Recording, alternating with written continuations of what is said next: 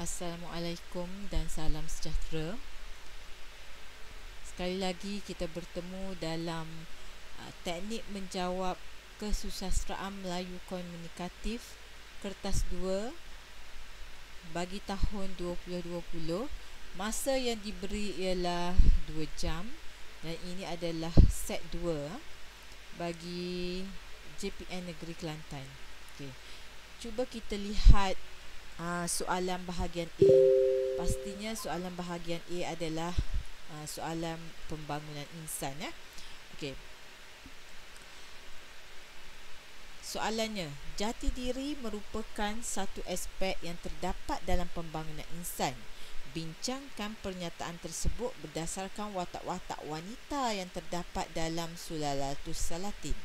Ya, jadi pertama sekali pelajar untuk membina pendahuluan, pelajar mesti mengesan apa yang maklumat yang diperoleh dari soalan. Okey, pertamanya kita hendaklah mengesan isu, di mana isu ni kita akan jadikannya konsep dalam pengenalan kita nanti. Okey, isunya di sini ialah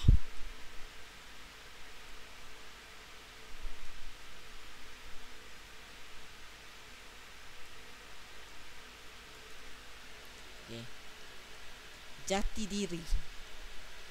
Jati diri. Isunya jati diri. Okey. Kemudian jika ada tokoh, kita cari pula tokoh. Okay. Jati diri merupakan satu aspek yang terpenting dalam pembangunan insan. Bincangkan pernyataan tersebut berdasarkan watak-watak wanita yang terdapat dalam SS. Maksudnya di sini tokohnya ialah watak-watak wanita. Okey. Watak-watak wanita dalam SS. Jangan lupalah dalam SS. Jadi pengenalan kita dah ada dua perkara yang kita nak tulis. Satunya mengenai konsep jati diri, iaitu isu tadi. Bila pada pengenalan kita jadikannya konsep. Yang ni pula kita namakannya tokoh. Tokoh. Okey.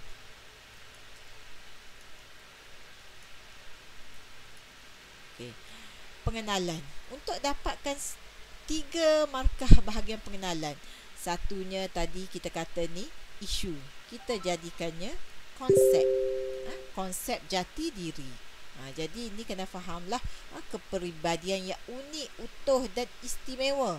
Istimewa dari segi apa? Adab, bahasa, budaya, agama dan sebagainya yang menjadi lambang kepribadian individu. Lambang kepribadian individu ataupun bangsa ataupun negara dan sebagainya.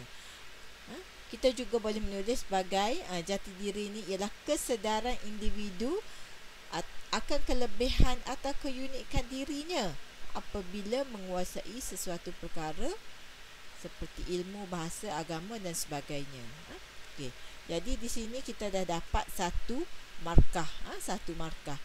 Kita nak pungut markah yang kedua pula. Okey, sini ada tokoh. Okey, tokohnya kita nak masukkan di sini. Okey. Jadi di sini sebab dia kata berdasarkan watak-watak wanita dalam SS. Jadi pelajar bolehlah menyenaraikan watak-watak wanita dalam SS. Seperti Tun Kudu, Tun Teja, Tun Fatimah dan sebagainya. Tetapi watak-watak wanita yang pelajar nak senaraikan ni sebenarnya dah ada, pelajar akan guna sebagai jawapan. Sebagai jawapan. Okey. Yang ketiga pula, markah yang ketiga kita kutip dari isi yang akan dibincangkan. Isi yang akan dibincangkan ni mengenai apa? Mengenai jati diri yang terdapat bagi watak-watak wanita. Okey. Okay, jati diri apa? Jati diri, misalnya jati diri sanggup berkorban. Sanggup berkorban. Okey. Lagi jati diri apa? Jadi senaraikanlah di sini ya. Jadi kita tahu dah kalau soalan tunggal ada 5. 5 jati diri ataupun isi yang akan kita bincangkan dan mesti disenaraikan di sini. Kalau pelajar boleh buat ni semua, pelajar akan dapat 3 markah di sini. Markah penuh 3. Okey. Kemudian isi yang akan dibincangkan. Tengok semula pada soalan jati diri merupakan satu aspek yang terdapat dalam pembangunan insan. Satu aspek yang terdapat dalam pembangunan insan. Maksudnya pembangunan insan ni ada banyak, tetapi di sini dia hanya nak bincangkan jati diri. Okey. Jadi kita hanya perlu ambil elemen-elemen dalam jati diri. Jadi kita dah tahu dah apa dia jati diri tadi. Jadi sekarang kita nak bincangkan elemen-elemen yang terdapat dalam jati diri. Aspeknya jati diri, elemennya apa? Elemennya ialah satunya tabah ataupun sabar ataupun tenang. Okey. Pertama sekali kita kena beri fakta ni. Fakta mesti dah sebut jati. Ambil yang ni, ayat dia ni, jati diri. Ambil soalan jati diri dalam pembangunan jati diri yang terdapat dalam pembangunan insan ikut soalan, kemudian ialah tabah. Jangan letak jati diri dalam pembangunan insan ialah tabah yang terdapat pada watak tungkudu. Itu tak boleh sebab awak dah letak watak. Jadi fakta ni tak boleh masuk watak. Tak boleh masuk watak. Tengok contoh dia bagi ni. Faktanya tabah, sabar, tenang. Sekarang bila kita dah ada fakta, kita kena beri maksud. Kita nak masuk dalam huraian pula. Huraian. Okey. Huraian satunya kita kena beri maksud. Maksud. Okey. Apa dia maksud tabah ni? Tabah ialah tahan uji apabila berhadapan dengan musibah dalam kehidupan. Kita beri dulu apa dia tabah. Okey, kemudian kita hurai. Dalam huraian ni kita pun dah boleh masuk pro and con. Okey, saya lupa tadi sepatutnya kita kena senaraikan satu tadi isu untuk buat pengenalan. Yang kedua tokoh. Kalau tak ada tokoh, kita kena ambil isu lagi. Yang ketiganya, kita kena lihat kata tugasan. Bila kata tugasan bincangkan, pastinya ada pro dan juga con. Okey. Kemudian yang keempatnya, ini yang ketiga. Yang keempatnya, kita kena lihat aplikasi. Aplikasi ni maksudnya ada tak dia minta kita buat berdasarkan jati diri merupakan satu aspek yang terdapat dalam pembangunan insan dalam diri anda. Kalau dia sebut anda tu, pastilah jawapan awak saya. Tapi sekarang ni dia tak ada. Bila tak ada, aplikasinya tak ada. Jadi kita tak perlu sebut saya lah. Okey. Jadi kita balik semula pada fakta, fakta tabah. Okey, hurai dulu maksud tabah. Kemudian kita boleh hurai lagi berdasarkan maksud tadi, kita buat huraian lagi. Huraian sikit. Kemudian hurai berdasarkan maksud tadilah. Kemudian kita masuk, sebab dia bincangkan, kita kena masuk pro and con berdasarkan huraian kita ni. Hak umum dulu, tak masuk contoh lagi. Okey, misalnya di sini pro and con. Tanpa sikap ini, tanpa sikap tabah lah, sudah pasti seseorang itu akan mudah rasa kecewa dengan kesusahan dan keperitan hidup dan sukar menerima hakikat ketentuan Allah. Okey, sini con. Sebenarnya sini dia beri pro. Okey.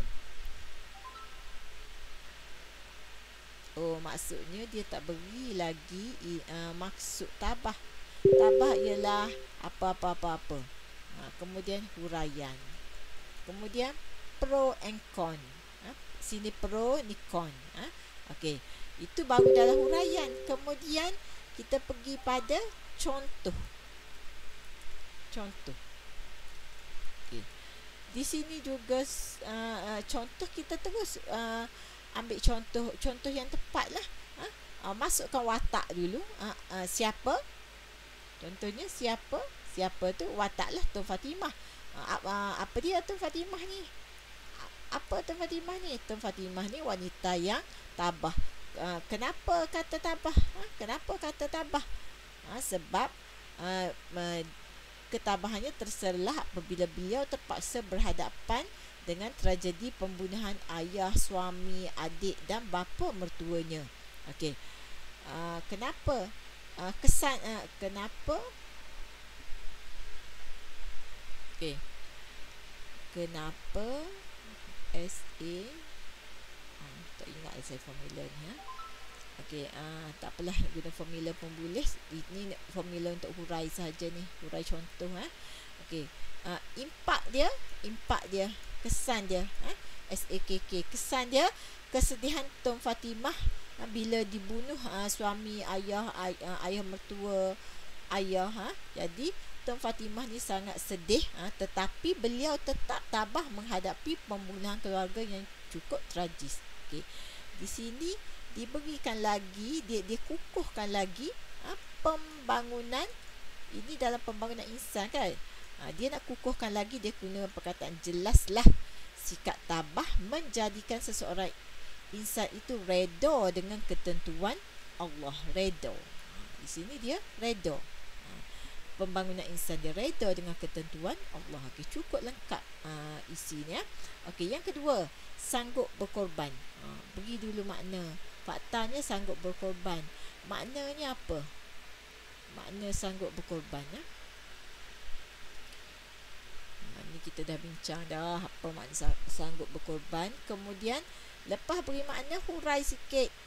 Beri huraian kepada maksud tadi. Okey, cuba kita tengok contohnya. Kesanggupan seseorang insan itu berkorban demi kebaikan akan menjadikan seseorang insan itu dipandang tinggi dan disanjungi. Okey, akan menjadikan ni maksudnya dia dah beri impak. Impak ni adalah pembangunan insan. Pembangunan insan tapi secara umum. Dia tak kait lagi dengan watak siapa-siapa. Sikap ini juga menggambarkan kesabaran serta kekuatan seseorang insan itu dalam menghadapi sebaran cabaran dan ujian. Menggambarkan kesabaran kekuatan insan. Okay, ini pro, ini dah pro, ini dah con. Okay. Kedudukan dia tu kadang-kadang bertukar-tukar tapi masih dalam perenggan yang sama. Okay. Ini contoh. Sifat ini boleh dilihat pada watak Tengkudu. Siapa? Tengkudu. Kenapa? Apa? Tengkudu ni terpaksa berkorban bila diceraikan oleh Sultan Muzaffar Shah. Untuk apa? Untuk apa? Kenapa? Untuk menyelesaikan perbalahan dua pembesarnya. Perbalahan apa? Tengkudu telah dijadikan alat untuk mencapai perdamaian antara Tun Perak dan Seri Naradiraja Tun Ali. Sebagai wanita, pengorbanan yang dipaksakan itu akan menyeksa perasaannya tetapi tabah menghadapinya. Ni sini jelaslah pengorbanan yang dibuat oleh seorang insan itu akan menyebabkan insan itu sentiasa dikenang dengan segala pengorbanan yang dicurahkan. Ini adalah PI. PI sambil buat pengukuhan ataupun kesimpulan kecil bagi fakta ni. Okey, seterusnya berwibawa atau berkarisma. Beritahu dulu maksudnya. Okey. Ini sebenarnya diberi maksud. Dalam jawapan ni sebenarnya dia buat tak lengkap. Ada tempat yang dia beri maksud, ada tempat yang dia terus dia beri huraian, ada tempat terus beri pro kontra. Dia maksud berwibawa menggambarkan kemampuan seseorang insan dalam mempengaruhi orang lain. Mempengaruhi orang lain, itu poin dia. Okey. Tanpa sikap ini sudah pasti seseorang itu tidak mampu dalam memastikan pendapatnya didengari dan sudah pasti akan diperlekehkan. Ini pun dia beri. Sini maksudnya pro, con. Okey, jadi maksud kena cari sendirilah. Okey, dan dalam memastikan pendapat negara dan sudah pasti akan diperlekehkan kalau tak ada ni ya. Okey, contohnya siapa? Wan Sri Bening. Apa dia?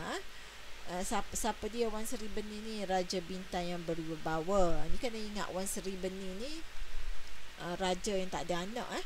Kewibawaan baginda dapat dilihat bila kerajaan bintang ni menjadi pelabuhan dagang yang kuat, maju dan terkenal. Jadi masa pemerintahan dia lah baginda menabal dan menobatkan Sri Tribuana menjadi Raja Bintang, seterusnya Raja Singapura.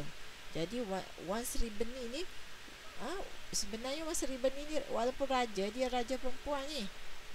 Wan Sri Bening ni merupakan wanita yang memainkan peranan penting dalam pembentukan upacara dan adat istiadat kerajaan Melayu lama. Kalau rajin carilah pengukuhan dia. Ini secara tidak langsung membentuk jati diri yang unggul pada diri insan tu. Ni dia beri PI. Jadi dia tutup dengan PI berdasarkan contoh. Okey, bijaksana. Kebijaksanaan yang dimiliki oleh seseorang itu, bijak ni kena cari dulu maksud. Okey, hurai maksud sikit. Okey, kebijaksanaan yang dimiliki oleh seseorang itu akan menjadi insan itu mampu dalam menghadapi dan menyelesaikan segala permasalahan dalam kehidupan. Ini pro and con. Dia beri pro, con. Okey. Ini beri contoh. Okey. Siapa dia? Kebijaksanaan Tun Fatimah. Bila dia sedar Tun Fatimah ni dia kahwin dengan Sultan Mahmud kan. Jadi dia dapat anaknya Raja Ahmad. Dia mempunyai anak. Tapi dia tahu suami dia ni sudah ada pengganti sultan, iaitu Raja Ahmad. Raja Ahmad ni anak kepada isteri yang pertama. Jadi di sini Tun Fatimah ni dia tahu dah anak dia tak dapat jadi, tidak akan diberi menjadi sultan. Jadi setiap kali dia hamil dia gugurkan. Jadi perkara ni amatlah menyedihkan Sultan Mahmud Shah, sehinggalah dia bertanya kenapa Tun Fatimah ni menggugurkan kandungannya setiap kali hamil. Jadi Tun Fatimah mengatakan tiada gunanya ia beranak kalau anak itu tidak menjadi raja. Jadi akhirnya Sultan Mahmud ni dia janji jika lahir anak lelaki dia akan jadikannya raja. Sepatutnya sini jelaslah apa nak tutup kebijaksanaan yang telah dimiliki oleh Tun Fatimah ni menjadikannya gapo. Okey. Berani dan berkuasa. Okey. Cari maksud dulu. Okey. Sifat keberanian yang dimiliki oleh wanita akan menjadikan wanita itu menjadi insan yang berkeyakinan akan kemampuan dan potensi diri. Ini pembangunan insan yang umum. Nilai keberanian ini juga akan menjadikan seseorang itu berkuasa, mampu mempengaruhi orang lain untuk membawa perubahan. Okey, ini pun PI lagi. Wanita yang bersifat ni pro dah. Ini pro, ini con. Jadi awak kena pandai-pandai. Bila tengok dalam ni awak kena asingkan. Nak cerita tu tak kisah pro kontra, lepas tu nak letak PI sini pun boleh. Tapi fakta tak boleh ubah. Fakta kena duduk atas. Okey.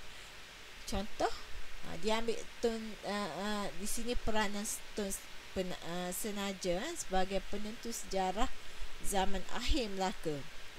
Bila Bendahara Tun Perpatih Putih mati, Sultan Mahmud Shah ni dia masih muda lagi dan baru menaiki takhta. Dia telah menghimpunkan 9 orang pembesar utama yang dipilih oleh bendahara. Jadi waktu tu Tun Senaja ni anak Tun Kudu tadi, Balu Sultan Alauddin Rewak Shah ni, dia berada di balik pintu dia mengarahkan anak-anaknya Sultan Mahmud Shah supaya melantik Tun Mutakhir sebagai bendahara Melaka. Dia di balik pintu je dia beritahu anak dia ni supaya lantik Tun Mutakhir sebagai bendahara Melaka. Kuatnya, beraninya dia mempengaruhi orang lain. Okey, ni tak tutup lagi ni, jelaslah apa. Okey, setia. Kalau kita lihat setia ni, kita lihat pada watak Tun Fatimah. Dia sebenarnya dia dendam dengan Sultan Mahmud Shah, tapi akhirnya dia setia dan kekal bersama Sultan Mahmud Shah hingga ke akhir hayatnya. Jadi ini terbukti bila beliau ikut berpindah randah dari satu tempat ke satu tempat bersama Sultan sebagai orang pelarian setelah Melaka dialah oleh Peringgi. Okey, tegas. Tun Fatimah ni tegas, keras hati. Keras hati apa? Itulah cerita dia menggugurkan kandungan tu. Jadi Tun Fatimah ni bertindak sedemikian berulang kali sebagai manifestasi penentangan dan rasa benci terhadap Sultan Mahmud Shah. Dia ayat bencinya dia. Jadi ketegasan Tun Fatimah ni akhirnya terlerai bila Sultan Mahmud tu berjanji jika lahir nanti anak lelaki akan dijadikan raja. Ni dia beri contoh berdasarkan ni ya. Jadi awak kena cari sendirilah maksud apa ni, tak ada lagi ni. Okey, pendamai. Okey, tadi kita ingat dah Tengkudu tadi cerita yang sama saja ni.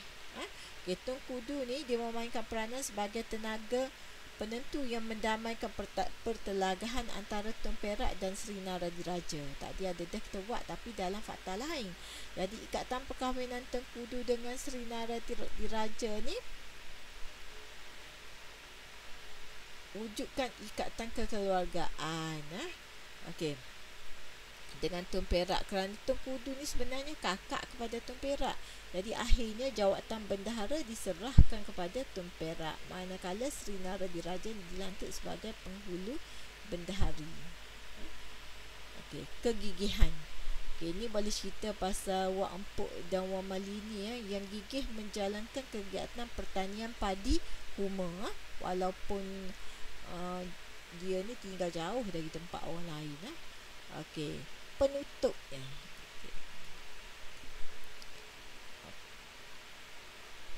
Penutup tak nak cerita lagi di sini, nanti saya ajar khas untuk penutup saja. Okey, soalan yang kedua. Nilai kemanusiaan merupakan asas penting dalam pembangunan insan. Berdasarkan watak rahim, huraikan pernyataan tersebut dalam konteks pembangunan diri anda. Okey, apa yang kena ni nilai kemanusiaan. Watak rahim. 1, 2, 3 isi-isi 3 kata tugasan. Okey. 4 pembangunan diri anda, aplikasi. Okey.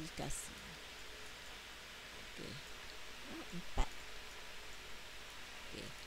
Okey, jadi cerita kita pasal ni lah.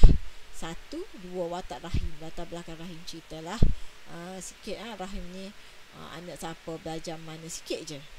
Kemudian isi-isi penting yang awak nak bincang, yang awak nak kaitkan di nilai kemanusiaan ni asas penting dalam pembangunan insan. Gapo elemen dalam nilai kemanusiaan? Ada pula dah. Tapi ini berdasarkan teks SBDKL. Jangan tinggal, jangan salah.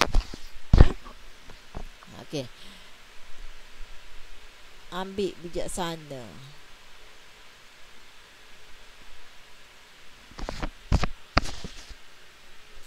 Okey, ni kita boleh kata tempat huraian dan juga maksud. Bijaksana ni bijak, panjang akal. Huraian dia ni.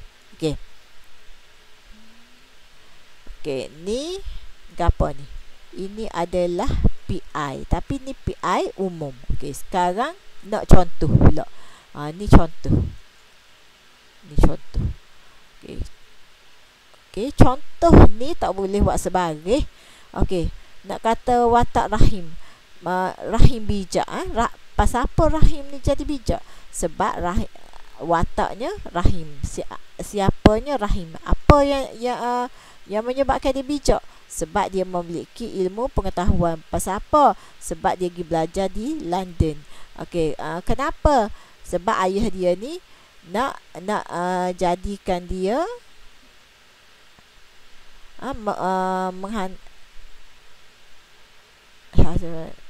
okey.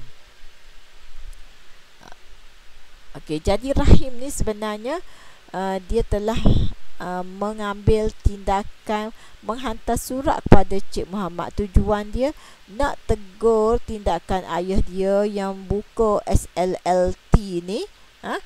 Pada pandangannya dia menganiayai dan menzalimi penduduk kampung, sebab dia halau orang kampung dan memberi dari penempatan asal mereka, dan dia nak buat perusahaan lombong. Jadi jelaslah kebijaksanaan rahim ni dalam bertindak mampu membantu membangunkan diri saya menjadi seorang yang pelajar yang matang dalam membuat keputusan.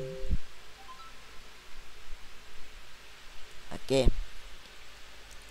Okey, berani ni ada ini ada cara dia tulis ni, berani dalam menyuarakan pandangan. Boleh kalau awak nak buat gini pun ada hak gini.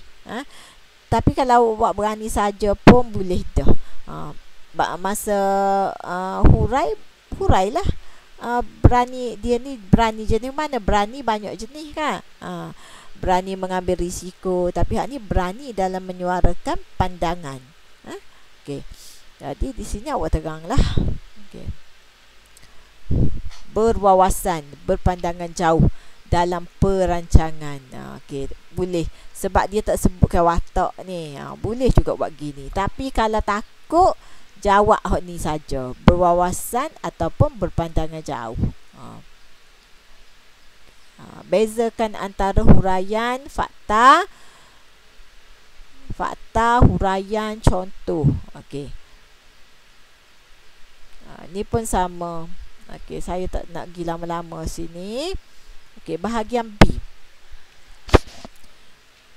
Novel Saudagar Besar dari Kuala Lumpur, SBDKL ni lah. Ni soalan SBDKL SBD. Menggambarkan susun lapis masyarakat. Huraikan peranan setiap susun lapis masyarakat dalam konteks pembangunan masyarakat. Okey. Jadi dia punya isunya hak ni. Ada isu susun lapis masyarakat, watak tak ada. Jadi isunya ada dua sini, kena ambil dua. Okey, dan isi yang akan dibincangkan. Okey, pembahagian. Okey, hak ni awak kena ngapa sikit lah. Tapi untuk hak ni saya nak suruh awak tengok juga susun lapis masyarakat dalam SS. Ambil soalan sama, tukar kepada SS. Susun lapis dia lain sikit. Tapi beri peranan dah hak ni. Susun lapis masyarakat. Cuba kita tengok sikit. Raja. Fakta yang pertama mesti raja. Raja ni peranan dia huraikan ni. Kata tugasan ni huraikan je. Peranan setiap lapisan. Peranan raja. Okay, raja dia apa? Raja sebagai memberi anugerah dan gelaran. Okey, susun lapis dia raja atas sekali. Peranan dia apa? Memberi anugerah dan gelaran. Susun lapis yang kedua, golongan elit atau bangsawan ataupun besar wilayah yang bertanggungjawab memajukan wilayah. Ni dia ambil gini dah, dia ambil dicapu sekali dah. Kalau awak tak, ini dia ambil dengan peranan. Ni peranan selalu. Okey. Dia peroyak. Golongan ini terletak dalam lapisan kedua. Siapa dia ni? Wakil kepada raja dalam usaha dengan melahirkan masyarakat batin. Contoh siapa? Okey, pembangunan insan dengan membuka perusahaan lombong berkongsi dengan pelombong Cina. Maksudnya ni kan pembangunan masyarakat ni. Jadi Melayu kongsi dengan Cina. Okey, golongan yang ketiga, golongan saudagar. Peranan dia beri peluang pekerjaan untuk memajukan ekonomi. Huraian dia memajukan masyarakat terdiri pada Melayu dan Cina. Apa dia? Dengan cara menyediakan peluang pekerjaan kepada penduduk kampung. Melalui apa? Tambah sikit lah. Penduduk kampung ni, okey, ni umum lagi. Okey, contoh. Bila contoh, kena rakyat Cik Muhammad ni. Apa kata dia ni memberi peluang pekerjaan? Sebab dia ni menubuhkan syarikat SLLT. Dan syarikat ni telah beri peluang pekerjaan dalam bidang pelombongan. Seperti Sudin ni. Sudin jawatan dia sebagai pegawai perhubungan raya SLLT. Jahid, Aziliyah, Saldiah. Kemudian golongan profesional. Peranannya bantu menguruskan kehidupan masyarakat. Ni awak kena hurai tu. Okey. Kemudian contoh. Kemudian golongan agama atau penduduk kampung. Peranan dia penggerak kepada pembangunan masyarakat. Golongan penduduk kampung ni dia ikut je lah. Okey. Itulah. Okey, rumusan. Okey. Soalan yang keempat, bincangkan kepentingan mencintai alam sekitar dalam teks Sulalatus Salatin. Okey. Saya suka sebenarnya kalau soalan dalam ni kata Sulalatus Salatin, soalan ni juga kita cari untuk SBDKL. SBDKL. Kita kena buat dua-dua. Okey, soalan ni soalan tunggal. Okey. Isunya alam sekitar. Alam sekitar. Ada tokoh? Tak ada. Kata tugasan. Kata tugasan. Aplikasi ada? Tak ada.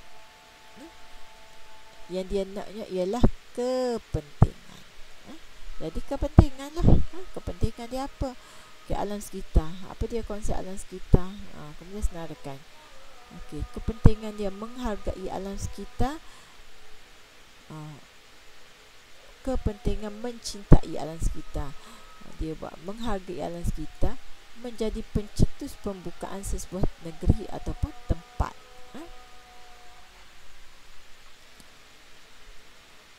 Ni menghargai sebab dalam kepentingan dia ada menghargai, ada melindungi, ada mengagumi. Awak tengok balik nota tu. Ada memelihara, ada menjaga. Ni tajuk alam sekitar. Ni sifat tajuk kagum. Kagum. Awak tengok gitu. Okey, sama juga ni pun menentukan corak ekonomi aktiviti yang sesuai. Huraian dia corak ekonomi.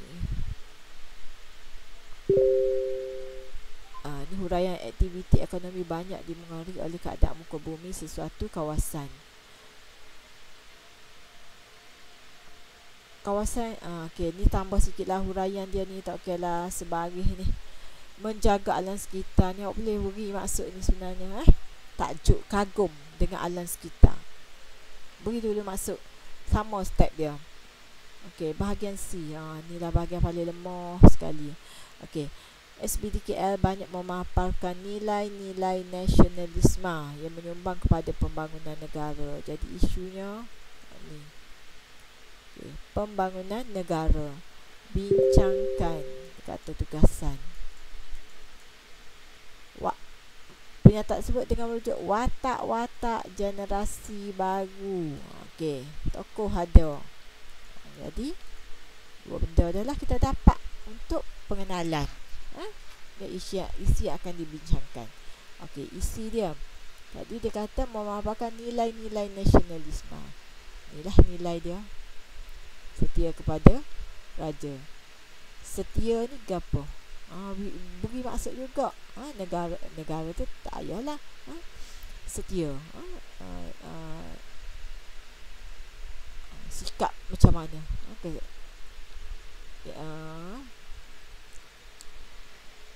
Okay. Menghormati raja sebagai pemimpin. Ni kena beri maksud juga. Baru beri huraian. Okey.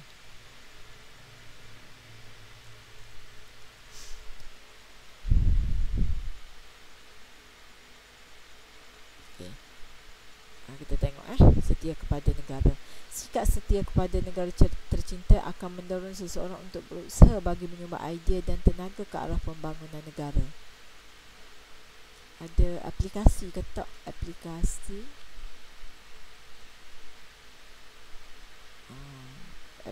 tak ada, tapi watak-watak baru.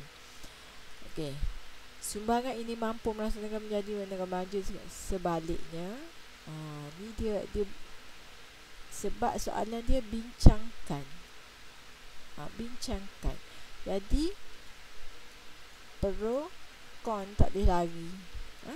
Seorang warga tidak sedengan negara, sudah pasti warga ini akan lupa asal usul dan tak mahu pulang ke negaranya. Beri contoh. Ni kesedaran untuk bekerja dengan sendiri lahir dari rasa cinta kepada negara. Ni sebenarnya dia nak masuk PM Sumbangan ini membolehkan negara menjana pendapatan yang tinggi untuk memajukan negara. Ni sebenarnya PM. Ni dia. Ni lagi. Okay. Pembangunan negara. Bukan PM PN. Okey. Menghormati raja sebagai pemimpin negara. Awak boleh ambil lah menghormati ni. Lagu apa dia? Dulu. Berusaha memajukan negara. Macam mana nak memajukan negara ni? Okey. Perdagangan. Ni awak lebih suka ni kot. Okay. Perdagangan merupakan aset penting dalam pembangunan ekonomi sebuah negara. Berdasarkan SBDKN. Jelaskan watak-watak yang terlibat dalam ni. Watak-watak ni 9 rakah ni tak boleh buat nama saja. Jadi kena buat gini. Okey. Kemudian bincangkan kepentingan perdagangan. Bincangkan kepentingan perdagangan dalam kepentingan perdagangan. Bincangkan. Apa kepentingan perdagangan? Meluaskan pasaran barangan. Jadi dia beri dulu apa dia pasaran barangan ni, meluaskan pasaran barangan ni.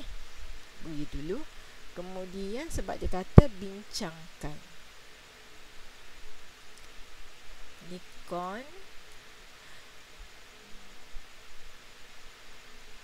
Ni perlu. Ni maksud tak beri lagi. Kena beri maksud juga, sama juga maksud huraian. Kena beri juga. Contoh. Kemudian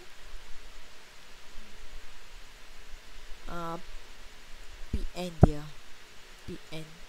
Tapi PN khusus. Okey. Ni pun sama juga